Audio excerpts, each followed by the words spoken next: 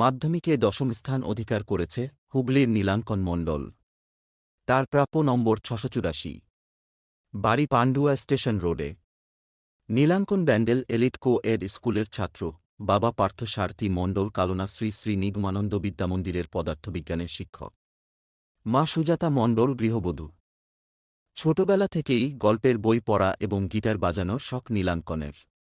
বাংলা এবং পদার্থবিজ্ঞান ছাড়া বাকি ৫টি বিভাগে ৫ জন শিক্ষক ছিল নীলাঙ্কনের। বাবা পদার্থবিজ্ঞানের শিক্ষক হওয়ায় বাবার কাছেই পদার্থবিজ্ঞান পড়ত নীলাঙ্কন। আরেকবার বাবা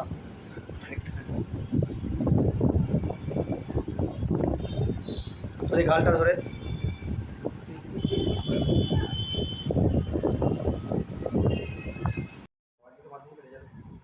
আমি মাধ্যমিকে এমনিতে ক্লাস যে প্রথমে মানে 10th হয়েছে, আমি র্যাঙ্কে 684 র্যাঙ্ক হয়ে স্কোর হয়েছে। আর হচ্ছে আর এমনিতে মোটামুটি ভালোই লাগছে 684। তো এটা কি আশা করেছিল? আমি সত্যি কথা বলতে গেলে আমি আশা করিনি। তো আমার যা প্রথম দিকে পড়াশোনা বলতে গেলে সেই হিসেবে খুব একটা ঢিলেমিই ছিল। তো টেস্ট একটুখানি খারাপ রেজাল্ট হওয়ার পরে স্কুল থেকে বললো যে ভালো একটা কিছু করতে হবে, আমার উপর আশা রয়েছে।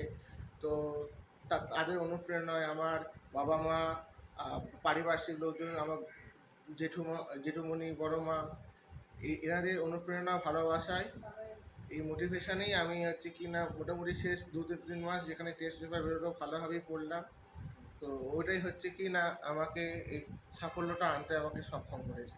আর দিনে দিনে কত করে পড়াশোনা করেছে? দিনে প্রথম দিকে তেমন কোনো খেয়াল ছিল না, মানে খুবই কম পড়তাম।